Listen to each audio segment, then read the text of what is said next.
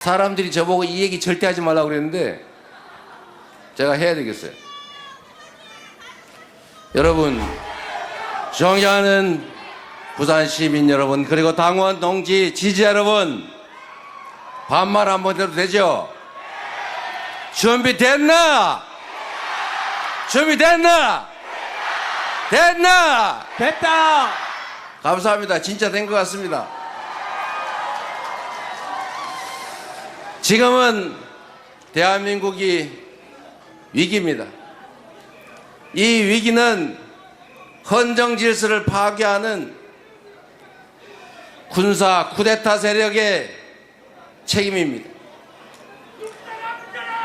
친위 군사 쿠데타 때문에 경제가 완전히 망가졌습니다. 마이너스 성장이라는 게 말이 됩니까? 우리는 언제나 성장을 해왔어요. 마이너스 성장, 말이 성장이지 축소됐다 그 말입니다. 이번 1분기에 0.25% 대한민국 경제가 쪼그라들었다고 합니다. 이게 말이 되겠습니까?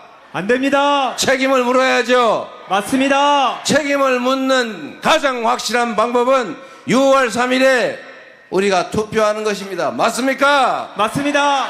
투표해야 진짜 대한민국 만들지 않겠습니까? 맞습니다! 우리 자신의 참여도 중요하지만 포기하는 분들이 없어야 합니다. 포기하는 것은 중립이 아니라 바로 그들의 편이다. 맞습니까? 맞습니다! 그래서 행동하지 않는 양심은 악의 편이라고 김대중 대통령이 말씀하셨죠. 이곳 부산은 민주주의의 성지 아닙니까? 민주주의를 위해서 투쟁했던 민주투사 김영삼의 정치적 고향 맞죠? 맞습니다! 지금 보수정당이라고 불리는 국민의힘 보수정당 맞습니까? 아닙니다! 민주정당 맞습니까? 아닙니다! 이제 그 당도 변하든지 퇴출되든지 둘 중에 하나를 선택해야죠. 대한민국 헌법의 자유민주적 기본질서라고 하는 것을 존중한다면 당연히 군사 쿠데타에 대해서 100배 사죄하고 군사 쿠데타 수괴 윤석열을 지금 즉각 제명해야 대한민국 헌법 테두리 안에 있는 보수 정당이라 할 수 있지 않겠습니까? 맞습니다! 그런데 그럴 기미가 전혀 없어 보이네요.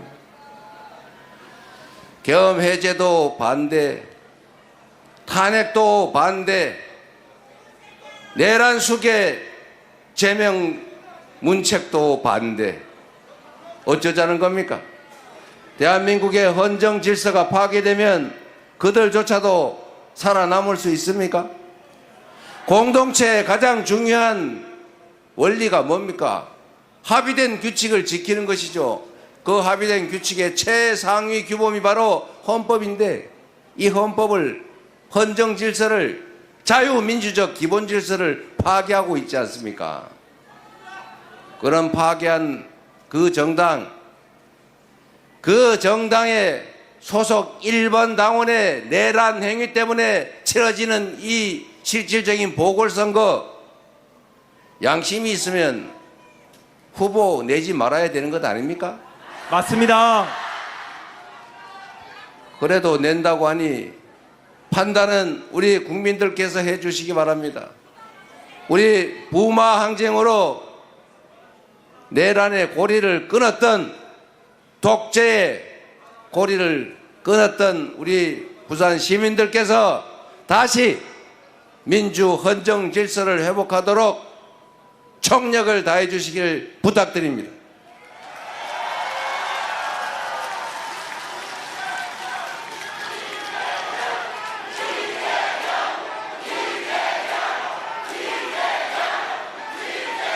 노무현, 문재인 대통령을 배출하셨고 대한민국의 민주주의를 뿌리에서부터 책임질 부산 시민들의 높은 시민의식, 정치의식을 믿습니다. 그래도 되겠죠? 네. 자신 있죠? 네. 새로운 나라 만들 자신 있죠? 네. 여러분, 부산 경제 너무 어렵죠? 제가 경기도 살다가 인천으로 갔는데 인천하고 경기도가 참 부산이 옛날엔 비교가 안 됐지 않습니까? 제2의 수도 부산. 그런데 지금은 경제력은 이미 역전됐고 인구도 곧 역전될 위기에 있다고 합니다. 이래서야 되겠습니까? 아닙니다. 국토가 균형적으로 발전해야 지속적으로 성장 발전이 가능합니다. 지금 마치 일종의 암처럼 수도권만 똘똘 뭉쳐가지고 아파트 한 평에 3억씩 하는데 거기서 어떻게 산업 경제 활동이 지속적으로 가능하겠습니까?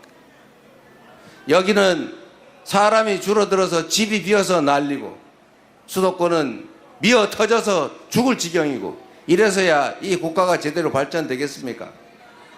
균형 발전이라고 하는 것은 이제는 지방에 대한 배려가 아니라 대한민국이 지속적으로 성장 발전하기 위한 피할 수 없는 국가 전략이 됐습니다.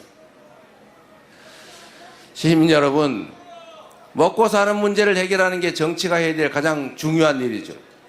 평화롭고 안전한 환경 속에서 우리 국민들이 등 따시고 배부르게 가족들 끌어안고 행복하게 살게 하는 거, 이게 정치가 하는 일 아닙니까? 맞습니다. 어려우면 길을 내는 게 정치가 할 일이죠. 잘 닦여진 길을 아주 잘 가는 게 행정이라면 없는 길을 만들어서 희망을 만드는 것, 그게 바로 정치인데 어떻게 대한민국 정치는 저도 그 책임이 없지 아니하지만 국민들에게 있는 작은 희망마저 이렇게 뺏는단 말입니까?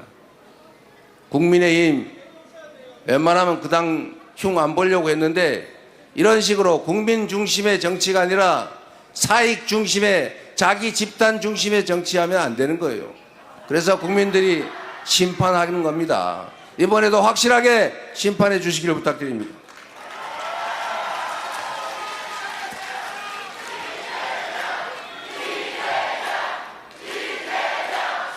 그리고 제가 여러분들 부산은 산업은행 부산 이전 때문에 속 많이 끓이죠. 사람들이 저보고 이 얘기 절대 하지 말라고 그랬는데 제가 해야 되겠어요. 여러분, 산업은행이 부산으로 이전하면 좋지요.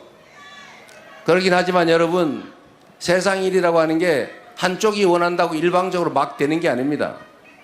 그게 그렇게 쉬운 일이면 윤석열 대통령 3년 동안 말만 해놓고 뭐 했습니까?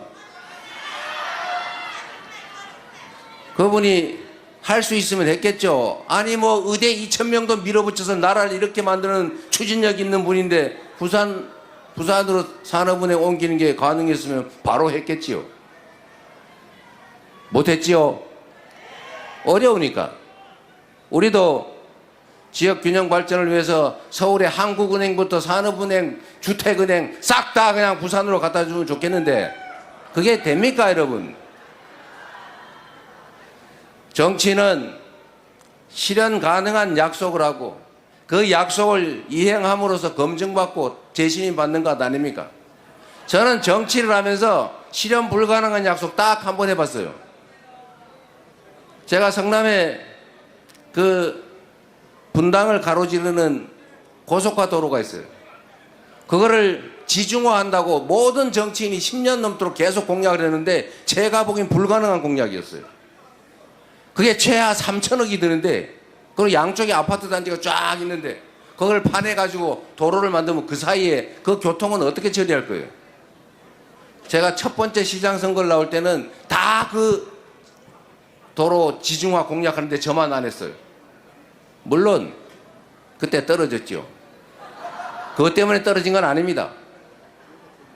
제가 10몇 프로씩 졌으니까 그것 때문은 아니죠. 두 번째 제가 선거를 부산 성남시장 선거를 나올 때 제가 그 실현 불가능한 줄 알면서 공약했어요.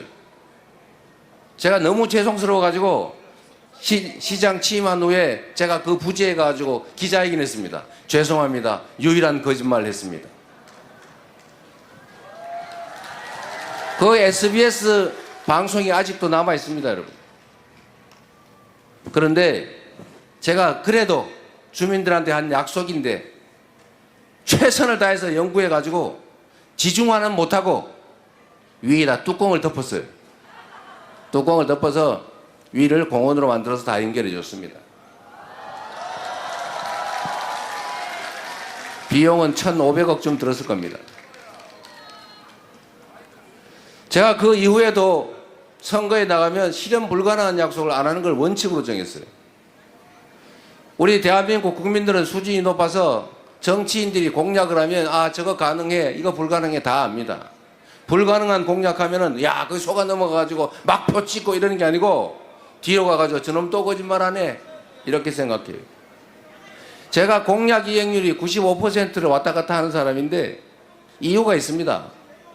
실현 불가능한 약속 안 하고 실현 가능한 약속을 많이 한 다음에 그 많이 한 약속을 많이 지키면 공약 이행률 높은 거예요. 제가 시장 선거 출마할 때 어느 초등학교 앞에는 과속 방지턱 설치해 주겠다. 어디에는 나무 심어 주겠다. 이런 공약했어요. 제가 다 지켰죠. 그러나 불가능한 공약 제가 시장 3번 출마했는데 한 번 떨어지고 제가 불가능한 걸 알고 공약했던 고속화도로 지중화는 지상공원화로 해결했지만 여하튼 제가 거짓말을 한 거 그때도 인정했지만 지금도 제가 공개적으로 말씀드리는 거예요. 저보고 자꾸 아니 뭐 나중에 못하면 알 수 없지 부산산업은행 이전에 준다고 해 부산 시민들이 원하지 않아. 제가 불가능한 약속 속여서 할까요? 그러나 여러분 부산이 경제가 어렵고 인구도 줄고 젊은이들은 빠져나가고 힘드니까 대안을 만들어야 될 것 아닙니까? 제가 그 대안을 오늘 하나 만들어 가져왔어요. 전에도 말씀드렸지만 이제 북극 항로가 열립니다. 어떤 분이 그러시던데 그거 뭐 10년 20년 후 일인데 이렇게 얘기하는 사람이 있어요. 여러분 정치에서 20년은 순식간입니다.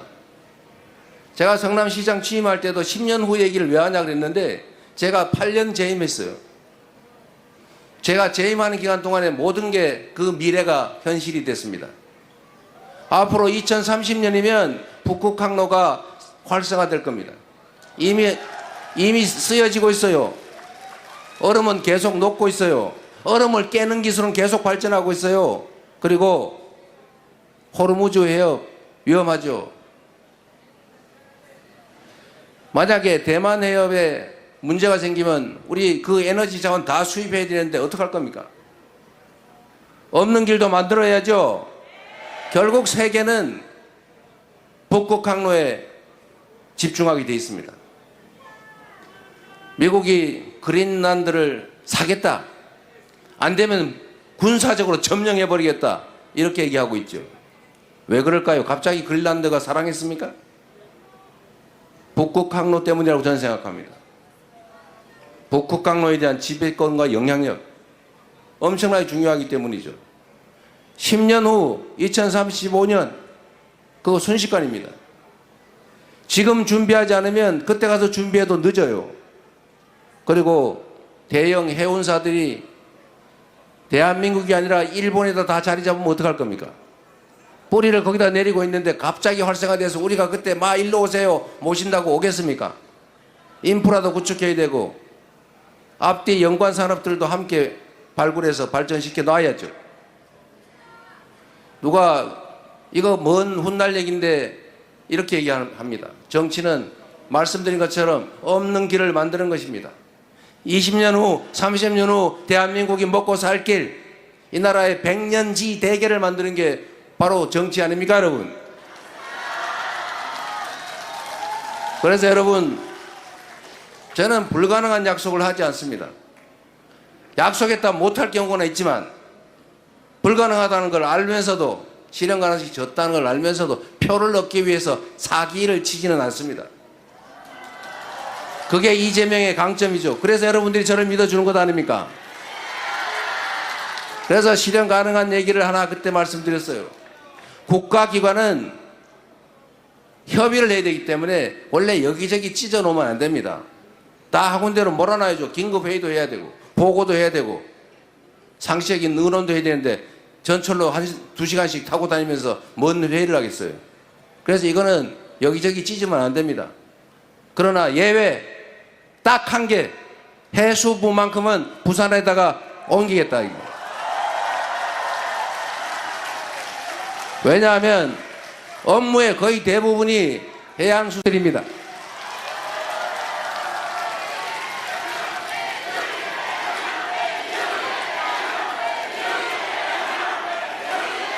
그리고 그것만으로는 부족하죠. 여기 회사가 있어야 될 것 아닙니까?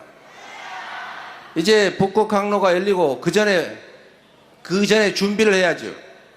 일단 해운 회사들이 들어와야 될 것 아닙니까? 작은 해운 회사라도 만들어서 키워야죠. 정부가 직접 지원해서 그 전 후방 산업들도 키워야죠. 조선 산업이야 워낙 우리가 잘 돼 있으니까 좀 더 지원하고 조정하면 될 겁니다. 관련 서비스 산업들 다 유치해줘. 그 중에 핵심이 해운회사 아닙니까? 대한민국의 가장 큰 해운회사가 HMM이라면서요? 모르시나 봐요. 그 HMM 회사도 부산으로 옮겨오도록 하겠습니다. 물론 그게 민간회사라 쉽진 않지만 정부 출자 지분이 있기 때문에 마음먹으면 불가능하지는 않을 겁니다. 그리고 이 회사를 옮기는데 가장 큰 장애 요인은 그 회사에 근무하는 직원들이에요. 일단 그 직원들이 동의했다고 합니다. 자, 이제 지금부터는 중간 행사로 이 일을 직접 추진해온 전재수 국회의원한테 간단한 설명과 동시에 협약식을 갖도록 하겠습니다.